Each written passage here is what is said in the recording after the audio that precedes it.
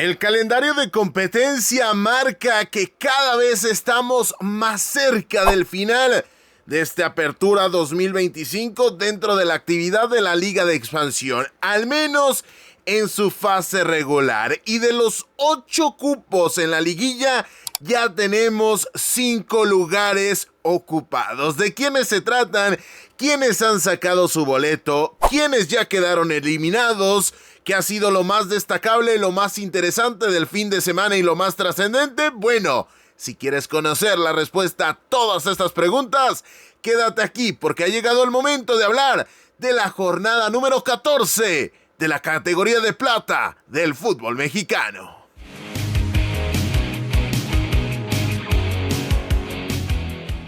Hola, ¿qué tal? Bienvenidos a esta nueva edición de lo bueno, lo malo y lo feo del fin de semana de la categoría de plata de la Liga de Expansión del fútbol mexicano. ¿Dónde más? De manera evidente que aquí, en la Liga de Plata MX, donde hablamos semana a semana de lo más interesante y lo más trascendente de este segundo circuito dentro del balompié nacional. Así que, señoras y señores, gracias por haberle dado play a este video y sin más tiempo para perder, comenzamos.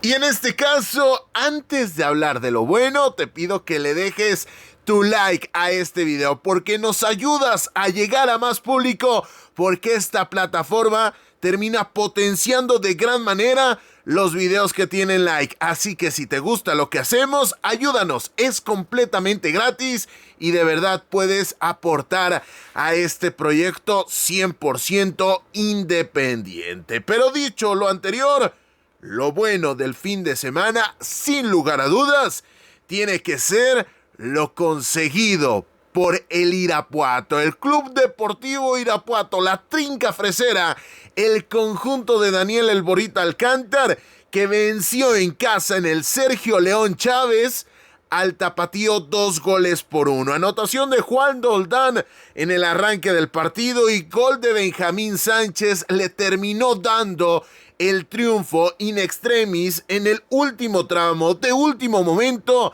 al conjunto del Borita Alcántar, que derrotó al equipo de Arturo Ortega, que había igualado el marcador con anotación vía penal de Vladimir Moragrega. Pero aquí tenemos muchas vertientes que analizar, muchos puntos de vista a tener en cuenta. Número 1, Irapuato, al igual que Mineros, con esta victoria conseguida el viernes, ha conseguido su boleto a la fase final de esta categoría de plata. Número 2, ha vencido a uno de los equipos que en el papel y lamentablemente para los aficionados rojiblancos, solamente en el papel, tenía una de las mejores plantillas de esta categoría. Pero bueno, de Tapatío estaremos hablando en unos instantes más. Hay que centrarnos con lo hecho, ya no solamente en esta jornada 14, sino en toda la temporada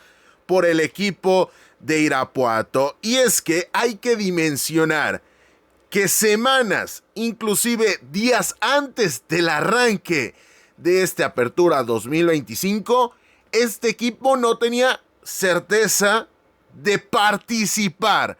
No hablemos del presupuesto, de los jugadores, de los fichajes, del técnico, de participar. Y el conjunto del Borita Alcántar, pese a haberse construido al vapor, sí lo sé, tiene una buena plantilla, sí lo sé, termina siendo un escenario que pudo haber terminado de mejor manera, porque por instantes este equipo se acercó al liderato, pero ojo, no podemos menospreciar que ya tenga su boleto a la liguilla a falta de una jornada. Ni siquiera el vigente campeón tiene el boleto a la liguilla asegurado. El campeón de campeones se ha quedado sin posibilidades. Y el Irapuato, que hace unos meses se estaba enfrentando contra Aguacateros de Peribán en la Liga Premier, ojo, no estoy criticando a Peribán ni a la categoría de bronce del fútbol mexicano, pero ese equipo, ese mismo escudo, estaba en contexto de Liga Premier y meses después ya va a estar en la fiesta grande del fútbol mexicano en su categoría de plata. Creo que es un giro de 180 grados y un giro que se tiene que valorar en su justa medida, porque el Sergio León Chávez está a un paso de primera división. En estos momentos no hay ascenso, sí, yo lo sé, pero lo más próximo que hay a la Liga MX en estos momentos se llama Liga de Expansión, y ahí está instalado el Irapuato, y ese Irapuato que sufría en Liga Premier con todo el contexto adverso, la falta de focos, la falta de difusión y todos los inconvenientes que vienen con la categoría de bronce, ese Irapuato ha conseguido meterse en su estreno, en su regreso a esta división, a la fase final. Así que por haber vencido a Tapatío, por conseguir volver a ganar en el Sergio León Chávez luego de la abrupta caída ante el conjunto de Morelia hace 15 días, por ya tener su boleto y por haberse convertido en una franquicia que en su debut o en su redebut se ha metido a la fiesta grande, sin lugar a dudas tenía que estar la trinca aquí, en lo bueno, en lo mejor del fin de semana en la Liga de Expansión. Y después de haber hablado de lo bueno, nos vamos a hablar de lo malo. Y ojo, aquí había varios candidatos. Tepatitlán, que después de la jornada 6 ha ganado solamente un partido y que si se va a meter a la liguilla es por lo que hizo en la jornada 3, en la 4 y en la 5. Y lo 3 victorias el conjunto de Héctor Jair Real, y ese colchón es tan bueno que lo va a meter a la liguilla. Tiene un colchón en esa diferencia de goles que prácticamente se convierte en un seguro de vida. Veremos qué termina ocurriendo. Pero el cuadro alteño ha hecho argumentos como para estar aquí en lo malo del fin de semana. Pero yo me quiero quedar con la caída de los Venados de Yucatán a manos de los Leones Negros el día domingo a las 12 del día en el 2 veces mundialista Estadio Jalisco. Y es que hay que voltear a ver ese partido donde los dos equipos llegaban con necesidad, y en la previa no podemos ser tan severos con el conjunto de Nacho Castro porque visita al vigente campeón de este torneo. Se mete al Estadio Jalisco en un domingo de Leones y termina cayendo por la mínima. Sí, en el papel no suena una cosa tan estrepitosa como para ser penalizada con el puesto de lo malo del fin de semana, pero hay que ver el encuentro. Un encuentro donde en los primeros 45 minutos el conjunto astado de la península de Yucatán es mejor, genera peligro y convierte en figura a Felipe López. En el reinicio del encuentro, Universidad de Guadalajara toma la posesión de balón. Los cambios de primera instancia, el ingreso de Raúl Camacho y de Joel Pérez parece que le caen bien a los Leones Negros, pero Luis Alfonso Sosa toma una decisión que no termino pillando, al menos hasta el momento. El ingreso de Daniel Torres y de Luis Armando Flores y romper la línea de 5 creo que le termina haciendo mucho daño al volumen de juego, al empaque del conjunto de Poncho Sosa, que en aras de ser más ofensivo, poner más gente adelante, creo que se termina cargando esas buenas sensaciones que en los primeros instantes estaba generando en el complemento los Leones Negros. A partir de ahí, ¿qué es lo que pasa? Nacho Castro pierde la cabeza, se hace expulsar, quizás reclamando algo que tenía razón porque había una falta por el sector de la derecha conforme al ataque del conjunto de Venados que no se señala, pierde la cabeza el español y vamos, no estamos hablando de un técnico novato ni siquiera en el contexto mexicano, ya tiene su trayectoria en este balompié. Nacho Castro pierde por completo el vértice o la vertical porque se hace expulsar. Además, el árbitro central Enrique Ramírez se la termina cobrando en una tarjeta roja Andrés Catalán en un saque de banda. Y ojo, no estoy justificando al árbitro, sino que jamás en mi vida, jamás había visto una tarjeta roja por un saque de banda, por táctica dilatoria en un saque de banda. Si ha visto tarjetas amarillas, tampoco tantas, pero sí las había visto. Pero una segunda tarjeta amarilla, que con el reglamento en la mano tiene argumentos suficientes Enrique Ramírez, el árbitro central del partido, para expulsar al jugador de Venados, termina dando al traste por completo a un buen partido que estaba haciendo Venados de Yucatán. Más aún, ya en el tramo final, termina sacando del encuentro a Denis Navarrete, el camiseta número 15 del conjunto de Venados. Ingresa Axel Grijalva, es decir, sacas a alguien de ofensiva para meter a un defensivo. Y ahí llega el error de Néstor el Gudi Vidrio, que le deja el esférico a merced a Arturo Javier Ledesma, y de esa manera Arturo Delgado, portero del conjunto de la península, no puede llegar. Buena definición del canterano del Tapatío del Club Deportivo Guadalajara, y los Leones Negros, el vigente campeón, van a llegar a la penúltima fecha con puesto de liguilla. Cosa que no puede decir el equipo de Nacho Castro, que insisto, tuvo cosas muy buenas.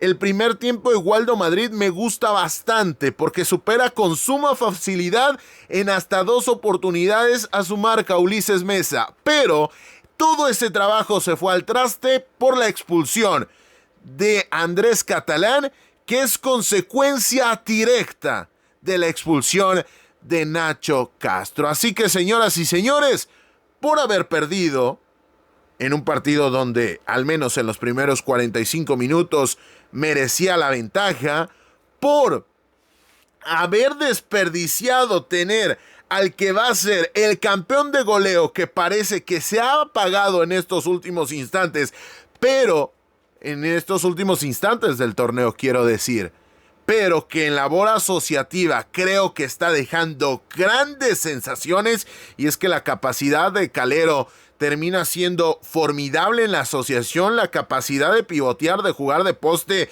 es una maravilla por parte del hijo del Cóndor, y no saberlo potenciar el conjunto de Venados de Yucatán, que está en serios problemas de cara a buscar su liguilla, tenía que estar sí o sí en este puesto de lo malo del fin de semana.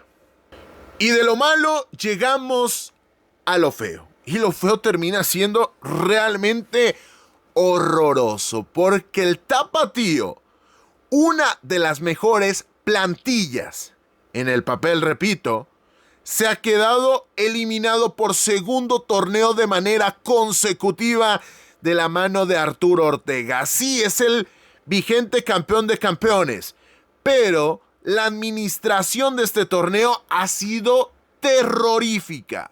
Y lo tengo que decir con todas sus palabras. Un equipo que tiene a Juan Sebastián Lisiaga en el arco, que lo perdió durante algunas semanas, pero se supone que Eduardo García, el Dragón, es un portero de primera división. Entonces sustituyes al juvenil con un arquero con etiqueta de primera división. Tienes a Francisco Méndez, tienes a jugadores como Abraham Villegas, tienes a jugadores como Saúl Zamora, como Daniel Villaseca, como Egurrola, como el Vallarta Guzmán, como Leo Jiménez. Tienes una grandísima plantilla y estás por debajo de equipos como Tlaxcala, como los propios Venados, como Atlético La Paz, como Atlético Morelia y como Leones Negros. Y estos 5 lo menciono porque creo que no tienen una plantilla tan nutrida como si la tiene Tapatío, que se ha quedado fuera de la fase final. Puede ganar en la última fecha, de momento tiene 12 puntos, pero dimensionemos esto. Tapatío no gana desde la jornada número 5, lo repito semana a semana, porque sigue siendo igual de dramático. Tiene los mismos puntos que Alebrijes de Oaxaca, que si tú ves el presupuesto de uno contra otro, más allá de que estemos hablando de una filial y de un club convencional, es diametralmente distinto. Seguramente multiplica por 3 o por 4 el presupuesto de uno y de otro. Así que, señoras y señores, sin lugar a dudas, lo feo tenía que ser el conjunto de Arturo Ortega, Chivas Tapatío. Y luego de hablar de lo colectivo, nos vamos a hablar de lo individual. Y aquí podíamos tener ciertas opciones interesantes. Lo hecho por Christopher Trejo en ese empate entre el Atlante y Cancún. También lo he hecho por Maxi García, que empareja esa historia. Podíamos hablar de la anotación de Benjamín Sánchez, que le termina dando la victoria y el pase al conjunto del Borita Alcántar al Irapuato. Pero yo me quedo con el tipo que mantiene vivo al vigente campeón. Y estamos hablando de un jugador de 37 años, Arturo Javier El Zuli Ledesma, que de nueva cuenta, por segunda semana de manera consecutiva, en labor de delantero, ha conseguido marcar la anotación de la ventaja y de la victoria para Leones Negros. 10 anotaciones para el Zuli desde su llegada a Universidad de Guadalajara, y las dos últimas, las dos más recientes, valiosísimas. Pero además, que este nombramiento sirva como tributo para hablar de la anotación que forzó los tiempos extra y posteriormente los penales en la final de vuelta dentro del Clausura 2025. Así que tiene 37 años, no 35, 37 años, anota como delantero por segunda semana consecutiva. En este caso no es de cabeza, sí hay un gran error del Guti Vidrio del cual ya hemos hablado, pero por todo esto y por mucho más, la figura de este fin de semana, perdón Benja Sánchez, perdón Christopher Trejo, perdón Sergio de los Ríos, perdónenme todos y cada uno de los anotadores y de los jugadores que no anotaron, pero tuvieron una gran actuación en este fin de semana. Pero lo mejor, también perdóname, Pipe López, que tuviste una gran actuación. Lo mejor de este fin de semana para la Liga de Plata MX es la actuación, ese gol de Arturo Javier Ledesma. Ya para cerrar, simplemente repasar los resultados totales de esta fecha número 14 de la Liga de Expansión, que comenzó con la victoria 0-2 de Mineros de Zacatecas ante Correcaminos. Sí, lo de Tapatío es dramático, lo de Correcaminos es apocalíptico. ¿Por qué? Porque ¿saben ustedes cuándo fue la última vez que Correcaminos jugó un partido de cuartos de final? Bueno, tenemos que irnos hasta el 2017. En noviembre, el 18 de noviembre de 2017, 2907 días al momento de grabación de este video. Esa fue la última ocasión que Correcaminos, una de las instituciones más fuertes, con más trascendencia, con más apego y con más sabor a fútbol mexicano, esa fue la última vez. Vamos, esa eliminatoria contra Celaya, que ya ni siquiera está en esta categoría, fue protagonizada por Alfredo El Chango Moreno, quien desafortunadamente perdió la vida hace ya varios años. Para dimensionar la deriva donde está instalado el conjunto del Corre. Y si tú quieres que hagamos un video especial para el Corre, déjalo ahí en la cajita de comentarios, que estaremos evaluando esta cuestión. Porque, ojo, estamos hablando de un equipo que en Liga TDP es competitivo, de un equipo que es el vigente campeón de la Liga Premier en su categoría de filiales, y aún así no es capaz de meterse a unos cuartos de final, porque no hablemos de semifinales, Para hablar de semifinales tenemos que hablar del Atlético de San Luis, que ni siquiera era hermano del Atlético de Madrid de la Liga EA Sports. Tenemos que hablar del Atlético de San Luis, que fue el rival de esos correcaminos, que por cierto eran dirigidos por Ricardo Cadena, en 2015. Estamos hablando de cuartos de final y prácticamente van a pasar más de 3.200 días para quizá volver a ver al Corre en una fase final. Al mismo tiempo, pero en el Sergio León Chávez, Irapuato le ganó 2-1 al conjunto de Tapatío. El sábado, el Club Atlético La Paz le ganó 0-1 a Tepatitlán. Mismo marcador con el que Atlético Morelia derrotó a los Coyotes de Tlaxcala, solitaria anotación de Mauro Nambo. Más adelante, el invicto. Sí, jornada 14 y sigue invicto, equipo de Marco Antonio El Chima Ruiz.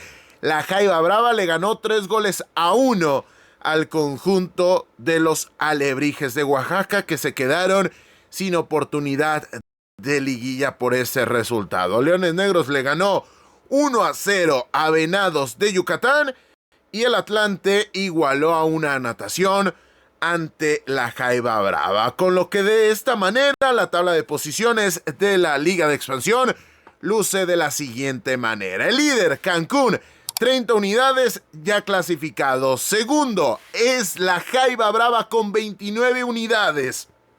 Tercero, el Atlante, que tiene 27 puntos. Cuarto, el Irapuato, 22 unidades. Quinto, ya también clasificado, Mineros de Zacatecas, que tiene 20 unidades. Sexto, séptimo y octavo tienen 18 puntos. Tepatitlán, Leones Negros y el Atlético Morelia. Ojo, que Tepa tiene diferencia de +5.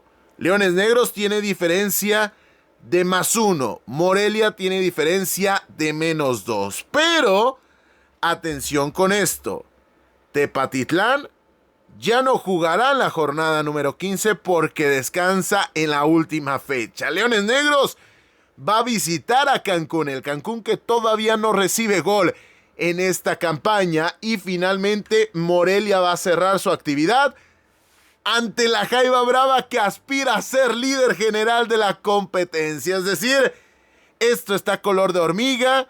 Y el próximo miércoles aquí vamos a estrenar un video donde desmenuzaremos todas estas cuestiones. Lugar número 9 de la tabla, en este caso el Atlético La Paz con 17 unidades. Juega contra el Atlante, no te pierdas ese video, que de verdad va a ser una locura tratar de pronosticar quiénes se meten a la liguilla y sobre todo analizar el panorama. Puesto número 10, el último clasificado que tiene posibilidades reales de liguilla. Estoy hablando de los Venados de Yucatán. Puesto 11, bueno, en este caso, decir Venados tiene 15 unidades y diferencia de -5. Es decir, la diferencia de goles tampoco le hace un favor al equipo de Nacho Castro. ¿Quién ocupa el lugar número 11, en este caso con 14 puntos?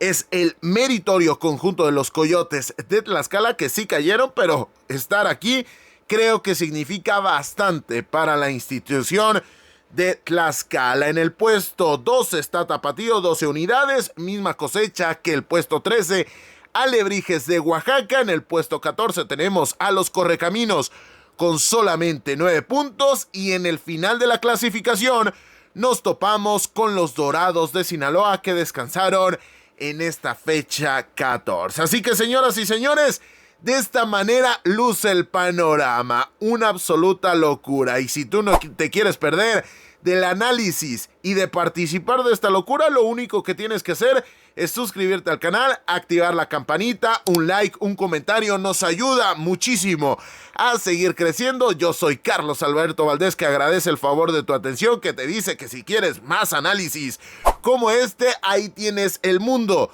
de videos que tenemos disponible aquí en YouTube para ti, y que si quieres escucharnos, ahí está el podcast de la Liga de Plata MX disponible en todas las plataformas. De verdad, agradezco el favor de tu atención. Tenemos una cita el próximo miércoles en ese video para evaluar todo el panorama de cara al cierre de la Liga de Expansión. Y aquí te espero en la liguilla porque nosotros somos la Liga de Plata MX y aquí hablamos de un fútbol de segunda con emociones de primera, pero también con un enfoque de primera. Muchas gracias y a disfrutar de la Liga de Expansión.